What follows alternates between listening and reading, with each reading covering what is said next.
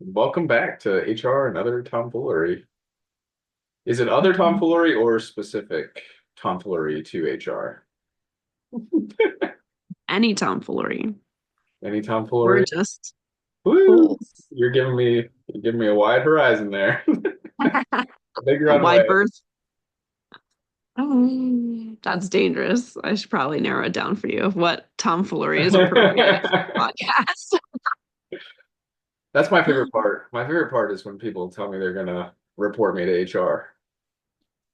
Like, I am HR. Oh no. Hmm. Are you person's worst nightmare? Yep. When HR is the problem. Yep. Yeah. I don't know. You're not familiar with the Chappelle Show. I love Chappelle. Oh, really? Okay. I Yeah. feel like I reference it all the time and you don't get my references. Well, but you're one of those people that has some like crazy memory for specific lines from shows. And I have them all memorized. I'm the type of person who I'm like so busy running at 200 miles per hour all the time that when I watch something, it's like my chance to tune out.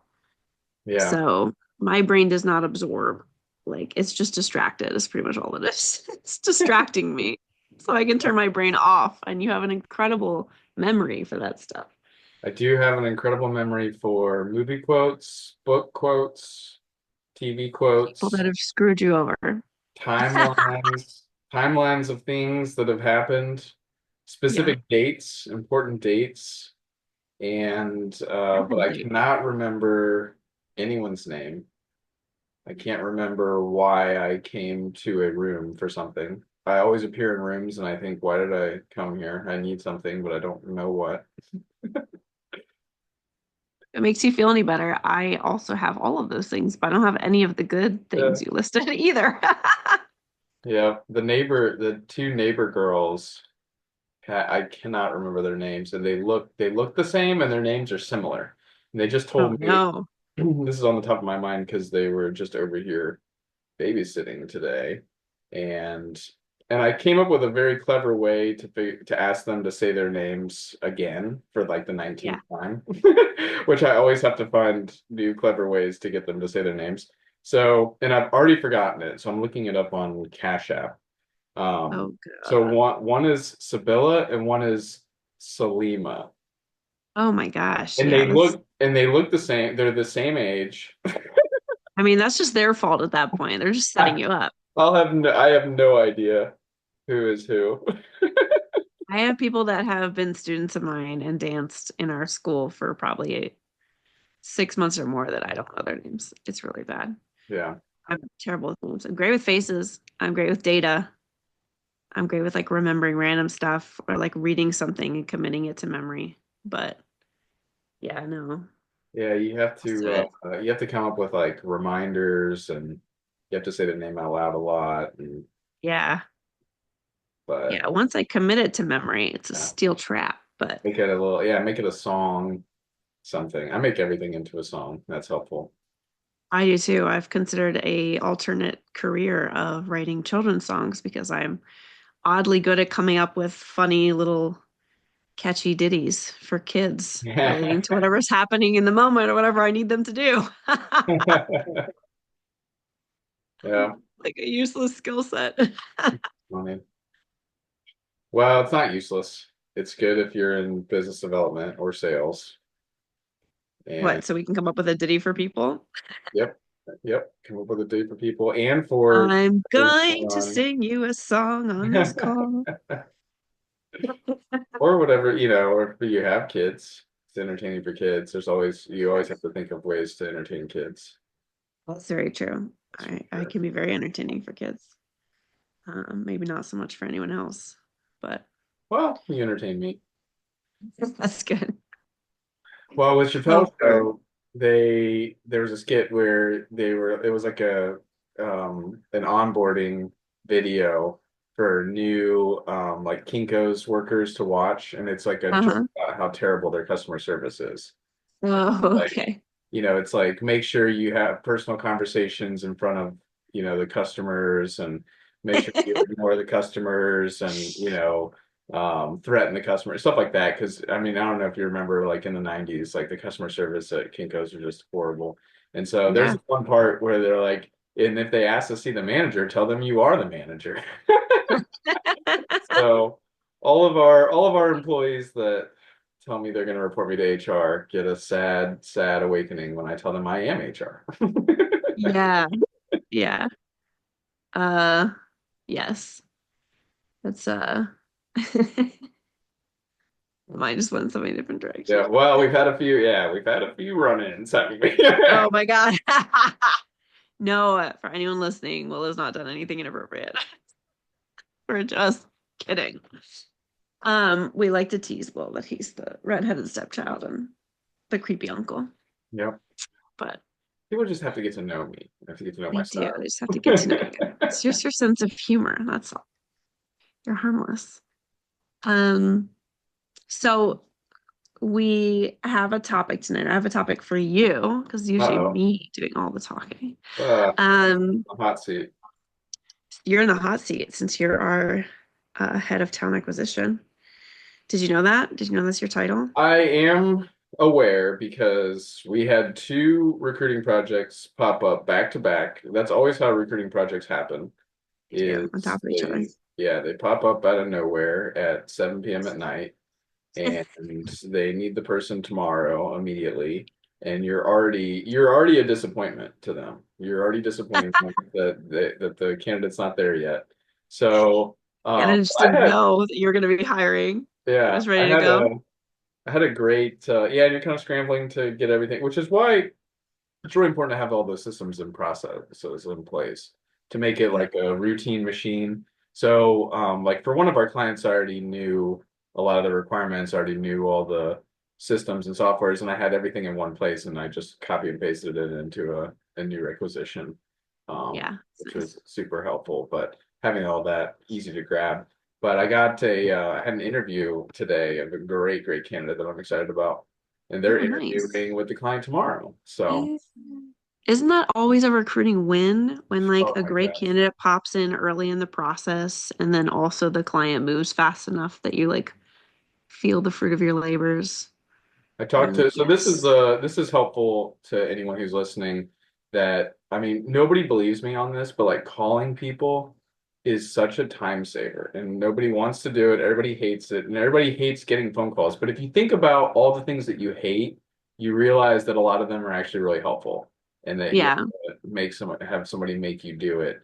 And then once it's done. So I get off the phone with this candidate. I'm like, this person has the cultural attributes, the background attributes. They're like at this point in their life that's kind of perfect for where the firm is. And Yeah. so I hang up with them and I immediately call the client because instead of like sending them a big long email and then usually what I do is I send an email and then I sit and I refresh my email over and over again. Click, click, I refresh and I wait for their response. Been there. Yeah. Just kidding. So instead of doing that, I call him and he picks up. I knew he would. That's why I called him. I call him, he picks up. I tell him all about the candidate. I say, do you have time tomorrow? He says yes. I put it on his calendar, send him the resume, and bada bing, bada boom. Easy peasy. Call the candidate right back. I told her I would. I said, I'll probably call you You're right so back. good at that. Called her right back, and I said, you're in. Here's what you need to know. And tomorrow we'll find out. God, I hope it goes well. So my recruiter hat is on, and it is heavy. Yes. And It, it's firing. it is heavy. I have a crank in my neck over here. Well, I mean, speaking of setting up like systems, so it's ready to go. Let's talk about like the pros and the cons of AI automation in hiring, particularly through the lens of like how you can't let it replace your human evaluation and the Yep. human aspect of recruiting and hiring. Yeah. Well, I experimented with all the AI tools. I get my inbox is flooded with we can source candidates quickly and fast, and I say, great, let's set up a call. And so I meet with everyone. All the Yeah. all the sales emails that come in, I meet with every single one. And, Oh, I try out the products and I do the demos, and there's a lot of great tools. But I think overall, the sourcing tools, and it kind of depends on the role too, right? I think high level roles, it's really hard to automate sourcing for. yeah. More like, the kind of like part-time jobs and like customer service type jobs and things like that. They're a Um, yeah, higher it's a volume little applicants easier. typically. Yeah, with people that are like more flexible and you have like a more flexible workplace, those are easier to automate. But overall, no matter what category it's in, it's hard to automate like a top tier candidate. Yeah, Because a top tier candidate is usually busy doing well at their own job, and that's always been the case. And so trying to audit, like they're not going to be responding to messages and because the value proposition is just not there. You know what I mean? yeah, You really have to connect with those people one on one to understand kind of where they're at and what they're looking for so that instead of sending them a generic message that they've seen 100 times. Um, so I think that the tools are helpful. Where the tools are helpful in automating would be, I would say, like organizing things, right? So having your applicant tracking system. yeah, There's a lot of great tools to help automate, searching through resumes, storing the candidates, and then even just like getting a prospect list together. It's like a target candidate prospect list. So where I've seen the automation tools be really helpful is after you complete a candidate persona, which is what we do with all of our requisitions is understand like who is the person, where are they coming from, what's their background, what are their pain points, what are they looking for next, where do they hang out, what kind of things interest them, why would they want to work for your company? Once you have that candidate persona, there's a lot of great tools out there that you can use that can help get you a list of people that fit that persona. And yeah, then, that saves a ton of time sifting through LinkedIn.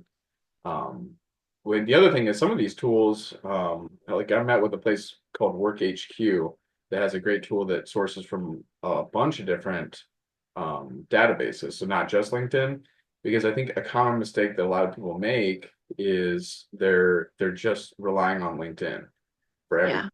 yeah, And really, the only people that are on LinkedIn are the people that are already looking for a job. So it's like, okay, so those are the ones that are probably gonna either be applying to your job posting or be responding to your automated messages, right? right. Um, or like a lot of people don't even have a LinkedIn profile. Like successful people, it always kind of blows my mind when I think back the places that I've worked in the past, like the really rock star candidates it's like they either didn't even have a LinkedIn profile or they had a LinkedIn profile that they set up like in college and they have like three connections and it's like Yeah, blank. it's like collecting dust, Yeah. spider webs in the corner. There's no Yeah. picture. So like they really don't even use it.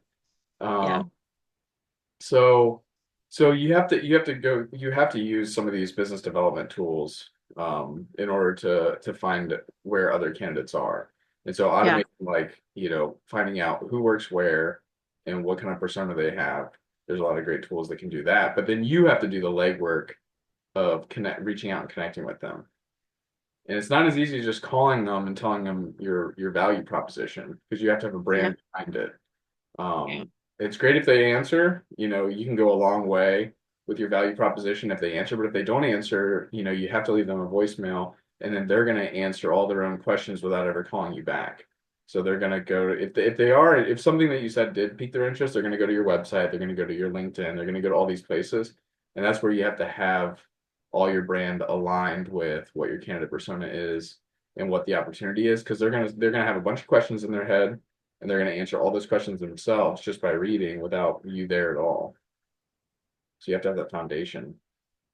So the places it misses the mark. Um, I mean, for example, like resume, an ATS system, right? Like that's probably one of the earliest versions of um I wouldn't say AI because it's not like learning per se, but it is automation, like screening automation.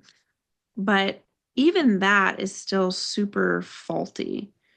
To the point that like anyone you ask is going to tell you that the best hires come from people you know or have worked with in the past, a referral, or like the best way to get a job is to go through your network and get your resume in front of someone. And that's because, like, time after time, these ATS systems spit out really high quality candidates regularly, right? They just pass over them. Um, and so, yes, there's an element where like you can't get to everyone, you have to filter it down. But I know so many times I found really high quality people that didn't look necessarily perfect on paper, but I was able to understand enough of what was going on. I was able to check their LinkedIn recommendations and like get a feel for if they were quality, like a quality employee. Um, and you just can't currently do stuff like that with AI. So I know with like scheduling interviews, that can be really helpful to automate. Um, with interviewing, I have mixed opinions on that. Um, this is not a hiring situation, but for example, like I have a brand that I love that I buy from all the time. I've been a customer of theirs for over 5 years, and it's a premium brand, right? Like they cost money. And I ordered something a couple months ago that I've only worn twice, and a button fell off. It was a jacket that was like $100, and the button already fell off. And I went through their chat system, and I could tell it was AI, and that like it took me a second to figure out whether it was a real person or not because it was good enough. But then I realized through conversation, I was like, yeah, no, this is AI because they're not really picking up the nuances of the situation. The nuances that I was explaining were, hey, yes, I know it's outside of the 90-day return window, but I'm not looking to return it. I'd like to exchange it. And I've only worn it twice. So this is a quality issue. And I've never had an issue with your brand before with quality. I'm a longtime customer. I've never once complained. But I do expect this to be replaced because I paid a lot of money for it. Um, and I just kept kind of spitting back like, well, sorry, we checked with like it even pretended to check, right? We checked with our team and you're outside of the 90-day window and blah, blah, blah. And I had to go check with your manager. Like I had to put in certain keywords to get it to do. And then it was like spitting back the generic, we'll do a one-time courtesy exception. Um, and those sorts of things are annoying. And if I didn't know, like, to say, go check with the manager, that would have really turned me off because I'm a Yeah. longtime customer and it's a quality issue, right? Like, it's a them issue, it's not a me issue. So, um, and this is not like a cheap company, right? I wouldn't complain to a cheap company for something falling apart quickly because you get what you pay for. So anyway, roundabout way of like, where are the areas that you think people automate and shouldn't, or automate and should, but with caution? Yeah.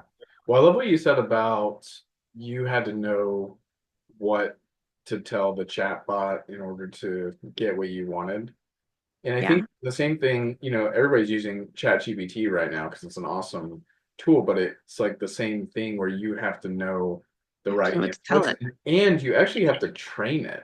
So Yeah, I'm like, and that's just something that takes time. You can't just train it overnight. I mean, you can do a lot overnight, don't get me wrong, but it does take a little bit of time. I mean, I think the average person is going to take a little bit of time with, but I finally got mine trained where like it understands all of the nuances that we've encountered and even understands like our clients, understands like my cadence and tone.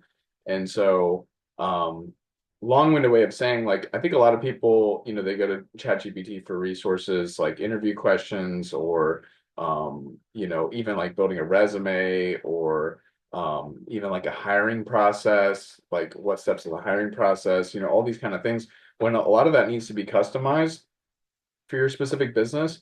And so if you just like type into something, you're gonna get something super generic back. And so to know the specific types of prompts and the cadence of the prompts is really important to get any kind of meaningful like interview question, because even just getting an interview question out of it can be really tough.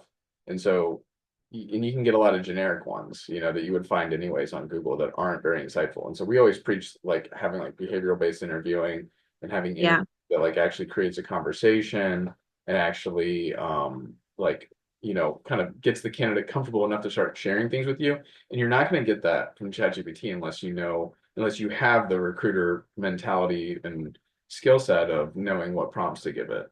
So, right. And training it, yeah, having someone with that expertise training it in that voice through that lens, yeah. with significant input. And then even Um, like picking up on your candidate persona, like different traits based on user activity and things, and based on like keywords or even like how they wrote their resume can be very telling. And so like training your AI on like not skipping over certain resumes and having it trained to understand like, this type of resume actually is a successful candidate, and here's why. right, And right, so I like what you said about like how an ATS has been around for a long time. And in an ATS, you often don't find a qualified candidate from a resume standpoint because to be honest, I mean, majority of people just don't know how to write a resume. And that's always been the right. value of a recruiter, especially a skilled It's recruiter that just understands the spitting business, out. is that they can see the nuances and see what a resume doesn't say based on the Right. experience of interviewing people. Because I think you talk to every recruiter and they'll tell you, like, yeah, I was like not looking forward to whatever interview, and then it turned out that that was the best candidate, and they just had a bad resume. And whereas like, oh, Yeah. I was all week I was banking on this one interview because I had a spectacular resume, and the person turned out to be a Or a complete. dud. Yeah. Yeah. It happens to So, all of us. It happened to all of us. And I think that so even with the interview itself, right? Like there are certain things that, now granted, people are riddled with bias, so that's the con, right? But at the same time, if you use it like a checks and balances system, I think you can get the best out of both worlds, where you can leverage the ATS for a level of objectivity and then add the human element on top of it. Because there are certain things that you just like, even energy, right? Like that you can pick up on how long they paused or didn't pause to answer something, or um, the way that they said it, their tone of voice, their body language, like things that you can't get with an AI evaluation, but with years of practice interviewing people, you can kind of pick up on some subtle things. And you can also, if you know the hiring manager or the client well enough, there's also certain personality things that you can pick up on and like, oh, that's not going to be a fit. Like I think they're going to clash versus I think they're really going to like this person. I think they're going to fit in with the team. And of course, like the power and the beauty of AI is it's machine learning, right? Like it's going to be constantly learning, but um, even from an ethical standpoint, I think there always has to be a strong arm of human oversight to make sure that you're getting what you want out of it and not losing quality people in the process because you're leaving it up to a robot. It's like the lazy recruiting, right? Like the post and pray. It's like don't be the post and pray of AI. Like it's not there to replace you. It's there to help make your job a little bit easier and more streamlined and faster. And so instead of having AI spit out the top 98% of applicants, like what I would have it do is have it cut out people that are, 70% and below. So I still have my eyes on things that are at least mostly matching, and then I can make that decision from there, or use it to screen initial basic things that are deal breakers for people. Like, hey, the company only offers hybrid work, and we need you on site 3 days a week in one of these locations. And we will expect some evening and weekend hours. Is that okay with you? And how to use it to filter kind of some of those basics. But anything beyond that, I think still really needs a strong human presence. yeah, and I like what you said about like setting the filter at 70% instead of 90%. And I also like the point that you make about ethics and like ethical recruiting because I think there is a level of if you set a machine and forget it, that you will be excluding, a large group of people unintentionally because you'll Yeah, be inputting your what you already have as a bias right, into a program, right. which can cause some huge, dilemmas. So, um, yes, that's Yeah. important to take into account as well. I mean, a good way to look at that from a different lens is like even in people analytics, right? Like even data is not objective because if you're looking at um, people offering their opinions on pay equity and opportunity in an organization, and the majority of that data set is coming from like white men, for example, who are statistically paid more and offered more opportunity and more seats at the table, then your data is now heavily weighted in that direction and no longer quite objective, right? Like you have to balance it out. So it still requires a human oversight, even for data, to say, like, okay, yeah, but the sources of data are heavily skewed in this direction because 90% of our respondents are this majority group and 10% are this. So, like, we need to now weight that appropriately to actually get, what we're looking at in terms of pay disparity or opportunity. So, you know, it's just as we evolve and grow, our tools are evolving significantly. I think the thing that we keep coming back to in every aspect of automation is it's never truly automatic. Like it always has to have um, a human element, those nuances Yeah. are imperative. Well, it's just kind of like the Industrial Revolution and in machines, right? Assembly lines and machines. It's like, okay, so you made these machines to replace people's jobs, but you can't just leave the machines by themselves. You Right. have to They have need operators. operators, yeah, operators, maintenance people, um, Yeah. and kind of keep an eye on everything. And so I think there will be a wave of where companies will, lay off recruiters and they won't use recruiting resources as much. But I think that I'm confident that they'll come back to recruiters after finding out that like the AI stuff is a great tool, but you have to have an expert in control of it. Right. And it can't Always. be somebody's part-time job to be in control of it. You know what I mean? If you're thinking about consolidating jobs, and like, okay, so you're whatever, you're the hiring manager, so now you also have to run this AI model. It's like they don't have time, they don't have the expertise of Right. sourcing the candidate and finding the candidate. And so I think it'll be, people come back to it. Yeah. Always a pendulum swing in life, right? No extreme is good in my opinion. It's always the balance. Yeah. So, well, we've got an Well, AI cheat sheet. thank you. If you guys want an AI cheat sheet, let us know. We'll tell you which tool Ooh, we use and how should they how. get it? Should they comment on our Comment on the post? Should they post, subscribe? subscribe, all the above. You have to do these three things. Just kidding. You have to cartwheel while putting your finger in your nose.